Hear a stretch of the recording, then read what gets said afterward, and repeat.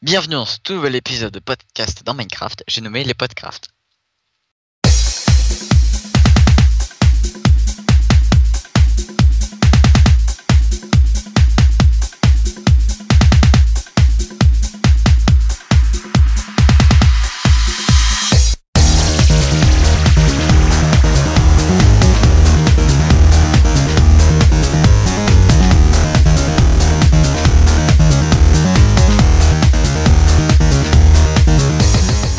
Aujourd'hui, nous allons donc parler de Mon Petit Poney, plus communément appelé MLP, abréviation de My Little Pony.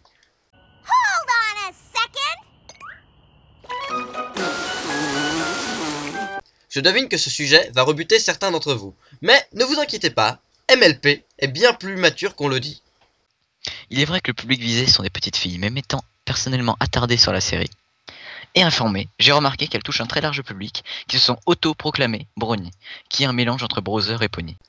Tout d'abord, l'humour omniprésent de cette série est, il faut dire, vraiment bien fichu. Je me suis même surpris en train de rire aux éclats devant certaines blagues à l'humour peu commun.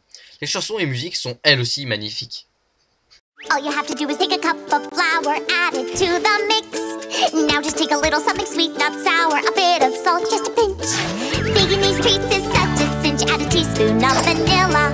Add a little more and you count to 4 and you never get your fill of. Cupcakes, so sweet and tasty. Cupcakes, don't be too hasty. Cupcakes, cupcakes, cupcakes, cupcakes.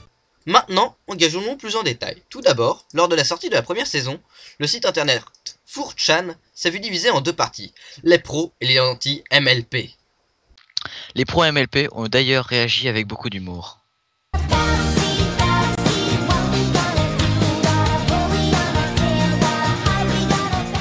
Par ailleurs, la modération a dû limiter à un seul topic MLP par catégorie, et suite à cela, que les pros MLP ont créé leur propre site Ponychan.